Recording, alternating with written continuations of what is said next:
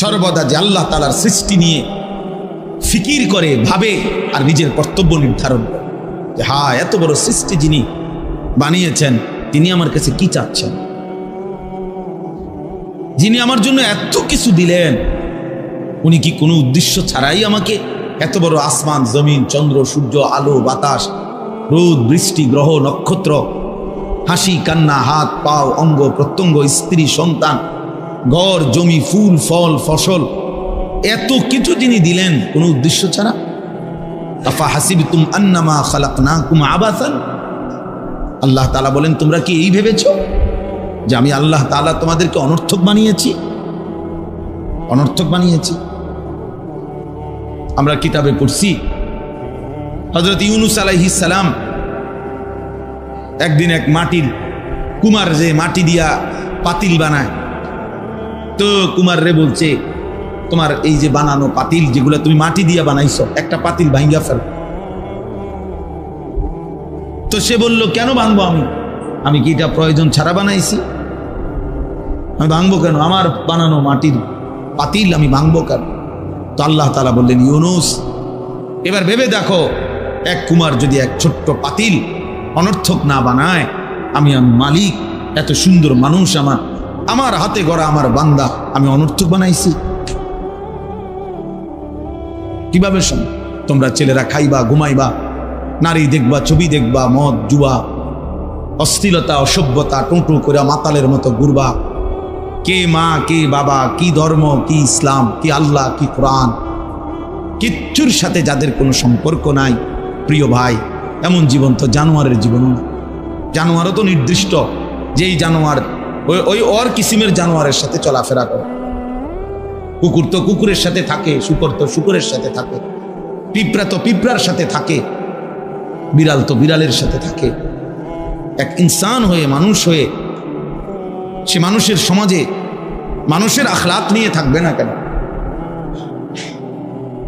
আল্লাহ আমাদেরকে বুঝ দান করে।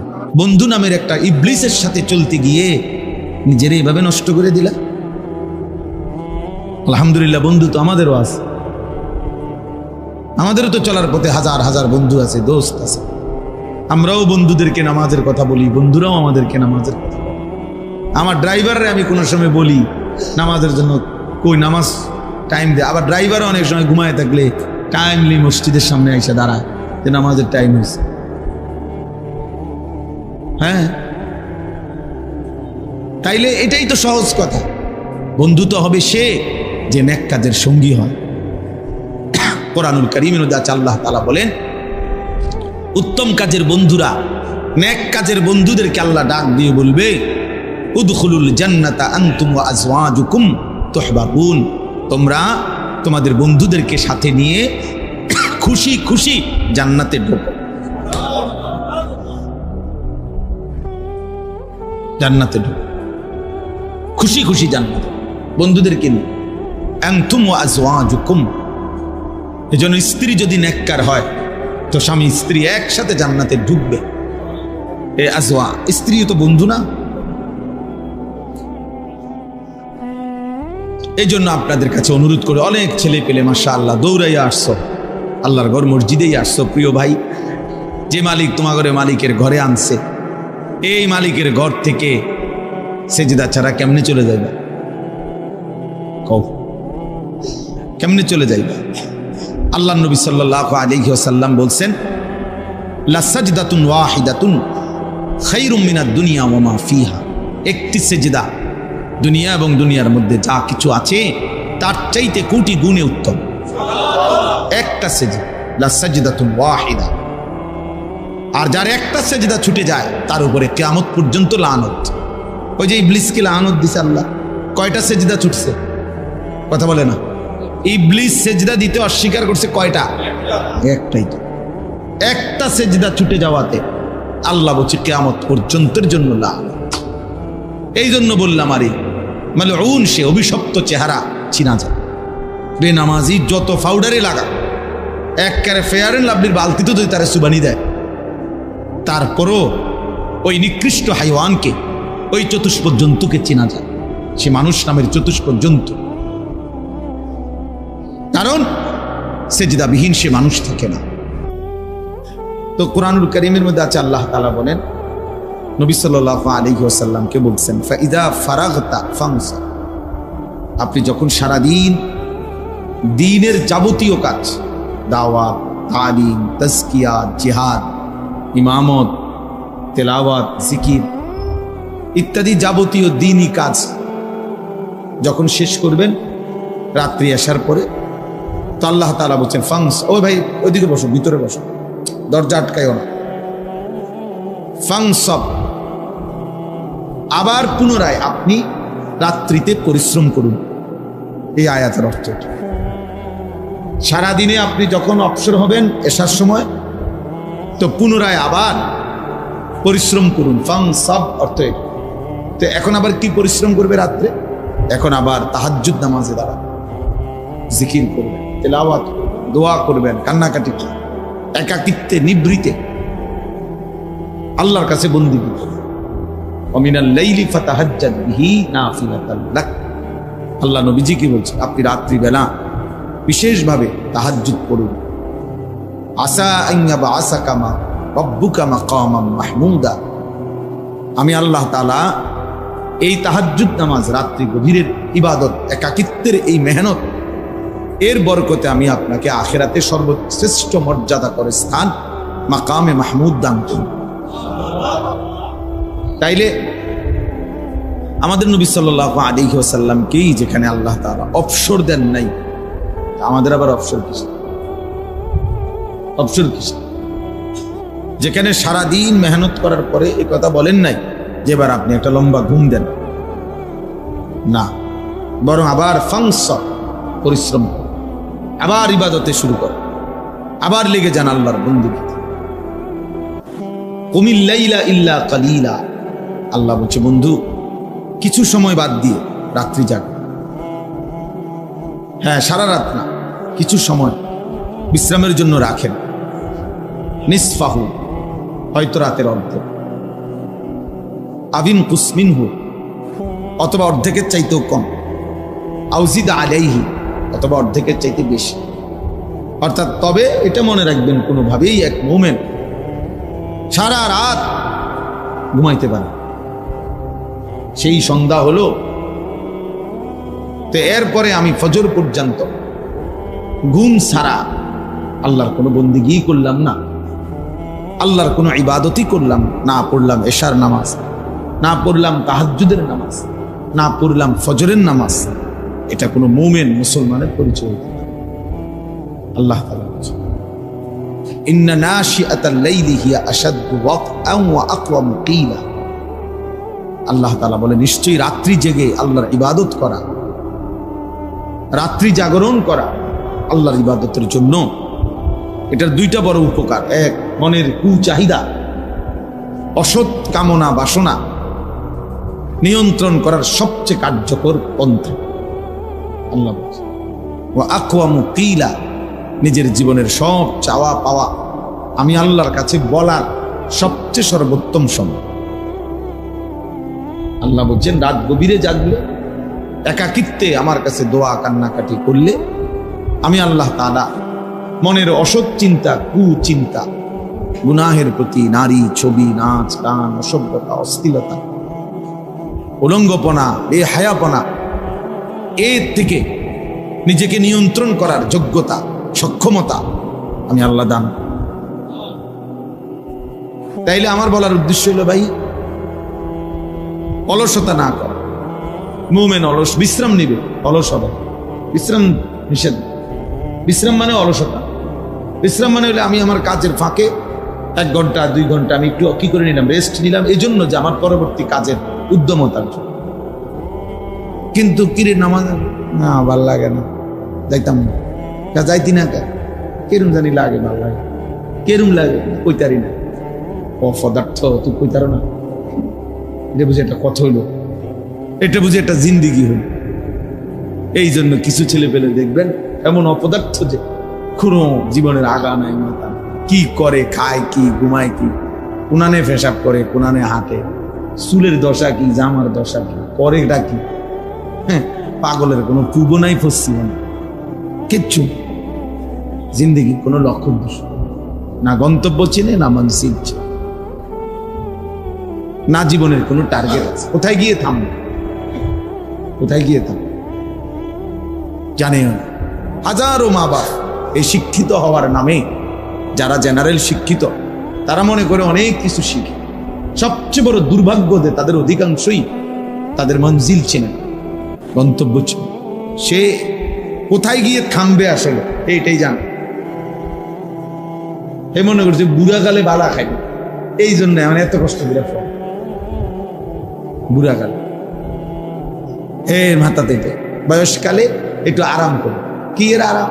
দুনিয়ার সমস্ত ডায়াবেটিস রোগী, ডায়াবেটিক হসপিটালে গেলে দেখা যায় সব বয়স্ক লোক লাইন ধরে বয়ে রয়েছে। তাহলে ব্যারামের জ্বালায়, রোগের কারণে আর কিচ্ছুই দুনিয়া ভোগ করতে পারে না। সব বুঝাইছে, টাকা পয়সা সবই আছে, কিন্তু রোগ, অসুস্থতা, দুর্বলতা আর তাকে দুনিয়া ভোগ করতে দেয় না। ভারতীয় উপমহাদেশের একজন সম্রাট ছিলেন শের শাহ, আমরা কিতাবে ইতিহাসে পড়ছি। উনি বলছিলেন ওনার বয়স যখন 63 পার হয়েছে, তখন তিনি ভারতীয় উপমহাদেশে বড় বাদশাহ হয়েছে। কিন্তু এর জন্য উনাকে 45 বছরের চাইতে বেশি লাগাতার যুদ্ধ বিগ্রহ করতে হয়েছে। বহু যুদ্ধ বিগ্রহ করে এরপরে তিনি একদিন 63 বছর পরে, 60-63 বছর পরে ভারতীয় উপমহাদেশে বাদশাহ হয়েছে, বড় ক্ষমতাধর হয়েছে। তো একদিন তিনি বাদশাহীর মসনদে বসে আফসোস করে বলতেছিলেন যে হায়, আমার রাজত্বের সূর্য যখন চমকাইছে, আমার হায়াতের সূর্য তখন ডুবতে শুরু করছে। মানে আমার বাদশাহী তো আসছে ঠিক আছে, রাজত্ব তো আসছে ঠিক আছে, কিন্তু আমার জিন্দগির সূর্য তো কি ডুবার টাইম হয়ে গেছে, ডুবার টাইম। আমি এতক্ষণ আলুর ভর্তা ডাল দিয়ে খাইয়া শেষ করে নিলাম, এখন হাত দুবার মুহূর্তে আমনে আমার লাগে এত তরকারি আনলে কি লাভ, খামু কেমন? আমার তো চাহিদা শেষ। কথার কথা এমন হয় না? এই জন্য ভাইয়া অলসতা না, নেক কাজে গরিমসি করা, এটাকেই অলসতা। আল কাসাল, আরবি একটা বই আছে, আল হারবু আলাল কাসাল, অলসতার বিরুদ্ধে যুদ্ধ। নবী সাল্লাল্লাহু আলাইহি ওয়াসাল্লাম 5 ওয়াক্ত নামাজের পর আপনার এটা থেকে পানাহ চাই যে আল্লাহ আমি অলসতার থেকে মুক্ত। যার মঞ্জিল জানা আছে সে অলস হয়। আমার আখিরাত অনেক লম্বা, আমার অনেক নেকি দরকার, আমার অনেক দরকার। আমার কবরের সফর বড় লম্বা সফর। এই যত মানুষ আলহামদুলিল্লাহ নেককার লোক, আমার শায়েখ আল্লামা মুফতি মুশতাকুর নবী কাসিম দিন রাত দেখি দৌড়ায়, মেহনত করে, এই চলার পথে অল্প স্বল্প বিশ্রাম করে, কিন্তু সারা দিন এভাবে মনে হয় আজকে মনে করেন 20 বছর ধরে দেখতেছি, কিন্তু কোন সময় এই এত মাহফিল, এত বয়ান, এত নসিহত, এত মসজিদের পেরেশানি না হইলেও 30টা মাদ্রাসা কমপক্ষে হুজুরে এক হাতে চালায়। একার যদি কম হয় তাইলে এই সারা দেশ জুড়ে এখন এই মুহূর্তে দক্ষিণ কোরিয়া আছে, হুজুর এখন দক্ষিণ কোরিয়া বয়ান করতে গেছে, 2 তারিখ গেছে, খবর পাঠাইছে যে আইসাই জাপান যাবে, হজে যাবে, হজের থেকে আইসা জাপান যাবে। তো আমি এই 20 বছরে কোনোদিন দেখি নাই যে আপনার কোনো সময় বলছে মাওলানা আর ভাল লাগে না, আর কত ওয়াজ করবো, আর কত জিরানো দরকার, এটা বলেই না কখন। কারণ আখিরাত যার চোখের সামনে, যে মঞ্জিল চিনে, গন্তব্য চিনে, তার হাতে সময় খুব কম। আর যার কোনো জীবনের লক্ষ্য উদ্দেশ্য নেই, আমাদের বহু ছেলে পেলে দেখবেন এই মোবাইল টিপতে টিপতে এক সময় শরীর লম্বা হয়ে যায়, মানে পাও টানা দিয়া লাগে, অর্থাৎ আর ভাল লাগে না। এবারে একেবারে না ফাইতে, মানে আর বেহুদা, মানে আর দেখতেও মন চায়, যার সাউনেরও কিছু নাই, এরপরও এটারে কিরে এরকম, মানে হে কি করবে, তার তো আর কোনো কাজ নাই, তার তো জীবনের কোনো মঞ্জিল না। মা তাকে কিছু শিখাইছে, না বাপ তাকে কিছু শিখাইছে, না তার শিক্ষা প্রতিষ্ঠান তাকে কোনো গন্তব্য চিনাইছে। তারে কিছু বাতের স্বপ্ন দেখাইছে, তারে একটা চাকরির স্বপ্ন দেখাইছে, তারে দুনিয়াবি একটা স্ট্যাটাসের স্বপ্ন দেখাইছে। ঘুরে ফিরে তারে দুনিয়া বুঝাইছে, আখিরাত ভুলায় গেছে। ইয়ালামুনা যাহিরাম মিনাল হায়াতিদ দুনিয়া ওয়া হুম আনিল আখিরাতি হুম গাফিলুন। আল্লাহ তাআলা বলে, বান্দা শুধু কেবল বাহ্যিক এই দুনিয়ার জীবনের জ্ঞান জ্ঞান অর্জন করলে অথচ আখিরাত থেকে একদম গাফিল হয়ে রইল। এমন সুন্দর ছেলে, বাংলা কথা কি সুন্দর শুদ্ধ বলে, ইংরেজি কথাও বলে, ইংরেজি বাক্য বুঝে, ইংরেজি কি সুন্দর বই পড়ে, ইংলিশ পড়তেছে, সব বুঝতেছে, কিন্তু নাফরমান আল্লাহর কোরআন একটা লাইন শুদ্ধ পড়তে পারে না। হায় হায়, তারে এইভাবে কোরআন ভুলাই দিল কে? তারে বলে দিল যে মুসলমানের বাচ্চা, তুই কোরআন পড়তে হবে না, তোকে মুসলমান হিসেবে পৃথিবীতে মাথা উঁচু করে দাঁড়াইতে ইংরেজি বলতে হবে। সে নিজেকেও শিক্ষিত মনে করে, ভদ্রলোক মনে করে, কথাবার্তা খুব স্মার্ট মনে করে, কিন্তু আল্লাহর কোরআন দেখে দেখেও শুদ্ধ পড়তে পারে না। এইটা যে অশুদ্ধ হওয়া, অপরাধ, দোষ, ত্রুটি, এইটাও বোঝে না, এইটাও বোঝে। হাজার হাজার নিজেরে নিজে মনে করে ভদ্রলোক। আল্লাহর কোরআন বিহীন কেউ কসম আল্লাহর ভদ্রলোক হতে পারে না। শুধু শব্দ শুদ্ধ উচ্চারণ করলেই ভদ্রলোক হয় না, পৃথিবীর কোনো বইতে কথা নাই। আমি তাহলে চ্যালেঞ্জ করলাম, আমি দেখায়েন, আমরাও জেনারেল লাইনে, আমি মাস্টার্স পাস করছি উল্লা ভিক্টোরিয়া কলেজ, পৃথিবীর কোথাও এটা লিখে নাই। শুধু শব্দ বাক্য কথা শুধু শুদ্ধ বলতে পারলে, কেমন আছেন, ভালো আছেন, নাস্তা খেয়েছেন, এটা চা খাবেন, হ্যাঁ, এভাবে কিছু শুদ্ধ কয়, দেখছো কেমন ভালো ছেলে, কি শুদ্ধ কথা বলে। কিন্তু এবার মুইটা ফানি লইতারা না, পেশাব করে কেমনে টয়লেট পেপার ব্যবহার করে, পাক হয় কেমনে, অপদার্থ এটাই জানে না। হে কিসের ভদ্রলোক, এত অপবিত্র লোক। এই জন্য এটা বোঝা উচিত। এই ছেলেরা তোমরাও বুঝো, বাবা নিজের দিকে নিজেই তাকাইও, তোমার দিকে কেউ তাকাবে না, কেউ কারো জন্য থামে না। স্বার্থপর এই দুনিয়ায় তুমি নষ্ট হইয়া যদি পচাও যাও, গন্ধও ছড়ে, নারী দেখতে দেখতে, ছবি দেখতে দেখতে, উলঙ্গ নাচ দেখতে দেখতে, বেনামাজি চলতে চলতে তোমার মতো জানোয়ারের দিকে ফিরে তাকাবার টাইমও কারো নাই। তুমি মনে করছো আরি তোমারটা তুমি নষ্ট হইয়া গেলে আর কি, তুমি চরিত্র। কোন দুনিয়া, কোন নাফরমান, কোন পাপী আল্লাহর দুনিয়া থেকে চলে গেলে কুত্তাও আর নাম নেয় না, কুত্তাও আর নাম নেয়। কে কার জন্য বসে থাকে? চলার পথের সামনের গাড়ি অ্যাক্সিডেন্ট করে যাত্রী মারা গেছে, লাশ রাস্তার পাশে, এরপরও তো পিছনের গাড়ি থামে না, সাইডে দিয়ে জায়গা। সময় কই কার লেগে কে বইয়া থাকবো, টাইম কই মিয়া?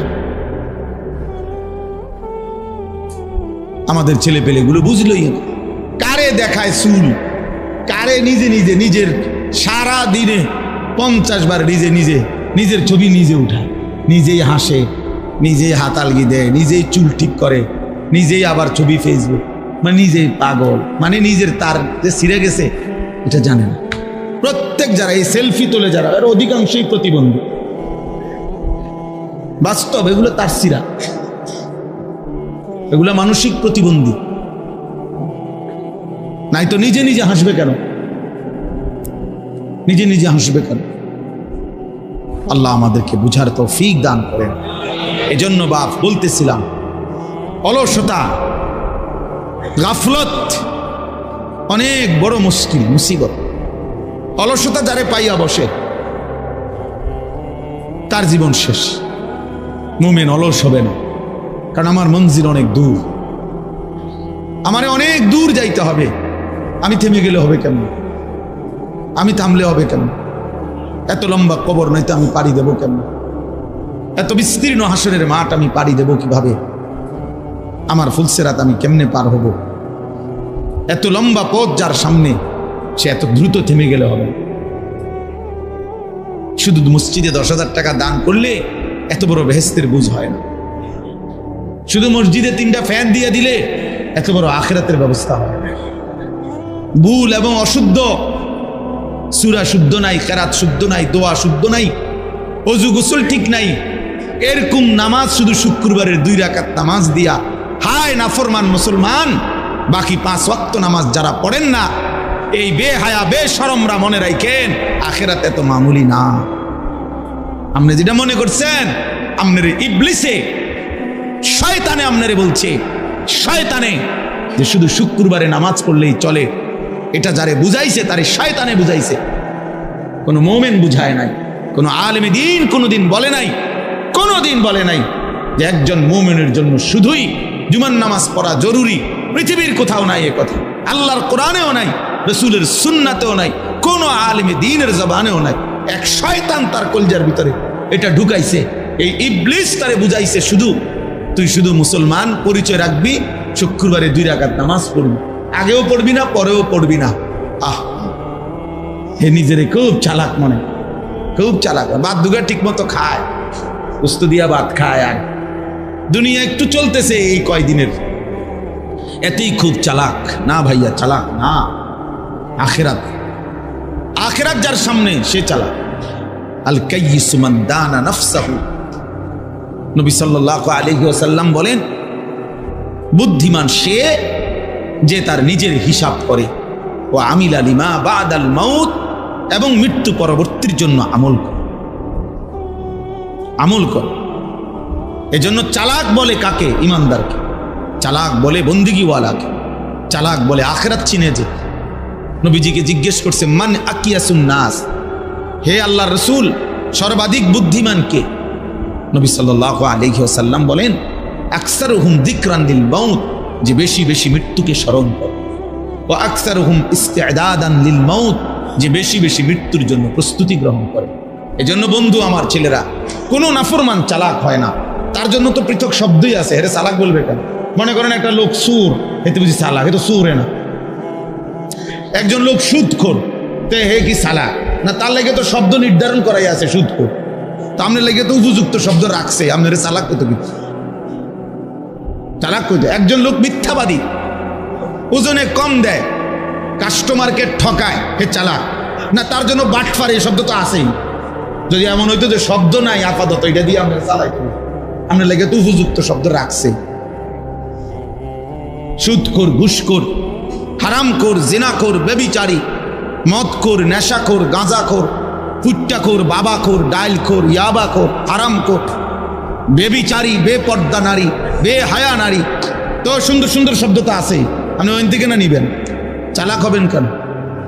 চালাক ইমানদারকে বল। উলুল আলবাব, কোরআনে আল্লাহ বলছে উলুল আলবাব অর্থ চালাক, বুদ্ধিমান। আর আল্লাহ বলছে 3টি গুণ যার মধ্যে আছে সে বুদ্ধিমান। 1, দাঁড়িয়ে বসে শুয়ে সর্বাবস্থায় যে আল্লাহর জিকির করে। 2, সর্বদা যে আল্লাহ তাআলার সৃষ্টি নিয়ে ফিকির করে, ভাবে, আর নিজের কর্তব্য নির্ধারণ করে যে হ্যাঁ এত বড় সৃষ্টি যিনি বানিয়েছেন তিনি আমার কাছে কি চাচ্ছেন, যিনি আমার জন্য এত কিছু দিলেন, উনি কি কোনো উদ্দেশ্য ছাড়াই আমাকে এত বড় আসমান, জমিন, চন্দ্র, সূর্য, আলো, বাতাস, রোদ, বৃষ্টি, গ্রহ, নক্ষত্র, হাসি, কান্না, হাত, পাও, অঙ্গ প্রত্যঙ্গ, স্ত্রী, সন্তান, ঘর, জমি, ফুল, ফল, ফসল, এত কিছু যিনি দিলেন কোনো উদ্দেশ্য ছাড়া? আফা হাসিবতুম আন্নামা খালাকনাকুম আবাসান, আল্লাহ তাআলা বলেন তোমরা কি এই ভেবেছো যে আমি আল্লাহ তাআলা তোমাদেরকে অনর্থক বানিয়েছি? অনর্থক বানিয়েছি।